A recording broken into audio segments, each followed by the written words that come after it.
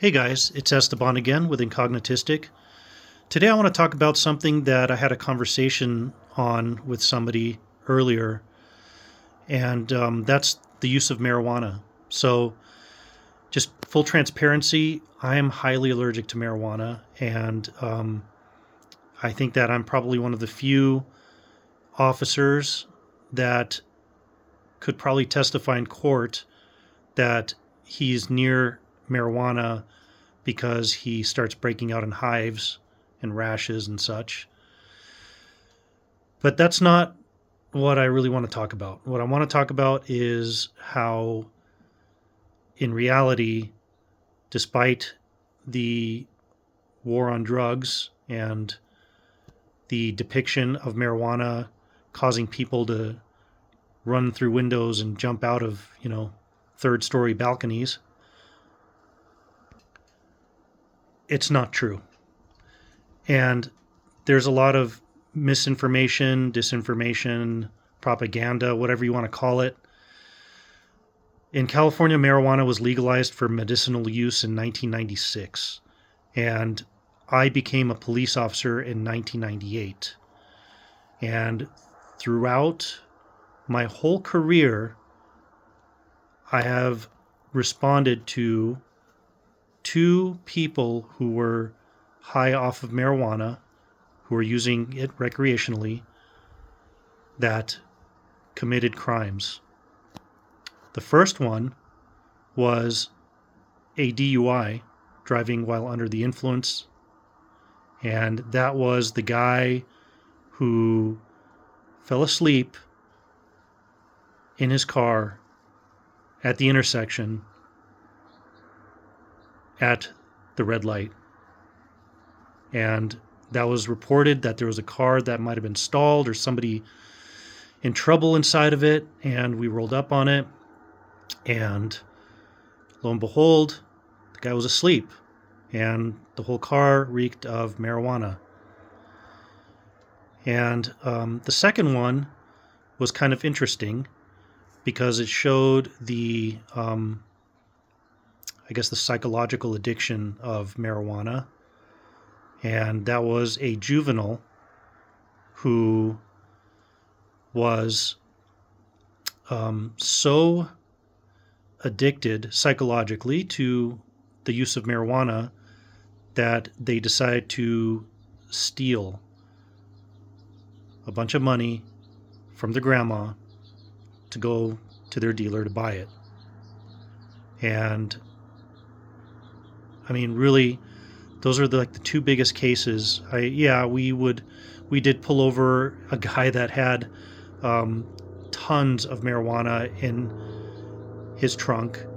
I guess that was a crime too. But realistically,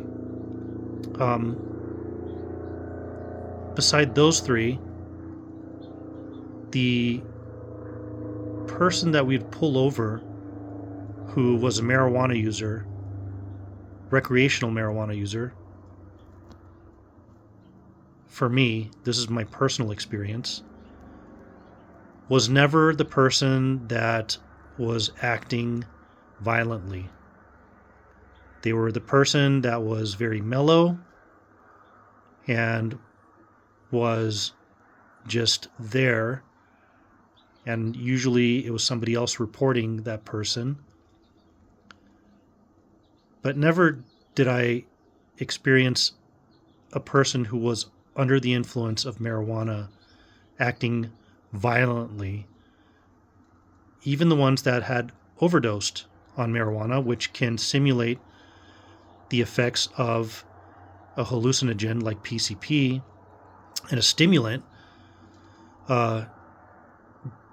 they can act violently, but not towards you, just in general, because of the symptoms that they're experiencing in their body. They're experiencing rapid heart rate, paranoia. They're experiencing a high temperature, and oftentimes visual hallucinations in lights or what have you.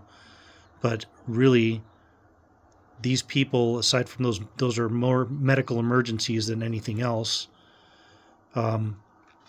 marijuana has helped a lot of people. Marijuana has helped people with cancer, people with diabetes, people that were suffering from HIV/AIDS. It has been a lifesaver for a lot of people. People who suffer from uh, eating disabilities. And to loop it back to the topic of this channel, a lot of people who are neurodivergent use marijuana to self-medicate for anxiety and depression and PTSD that comes as a part of living in a world that's not friendly to people who are neurodivergent. So the point that I wanted to drive across is that if you think marijuana is such a bad thing for society, you might want to take a look at alcohol, because the two people in vehicles that I mentioned that I stopped with marijuana on board pale in comparison to the thousands of people that I stopped who were under the influence of alcohol. Not to mention the ones that fought me, that tried to run away, that were dangerously driving, and the ones that even killed other people and themselves. I'd like to know if any of you guys know of any scenarios that you're familiar with that say one way or another about the use of marijuana and how dangerous it might be. Because my personal and professional opinion of it is that it's not dangerous. The danger is in the cartels, the infrastructure, but not the actual substance. Anyhow, thanks for watching. Take care.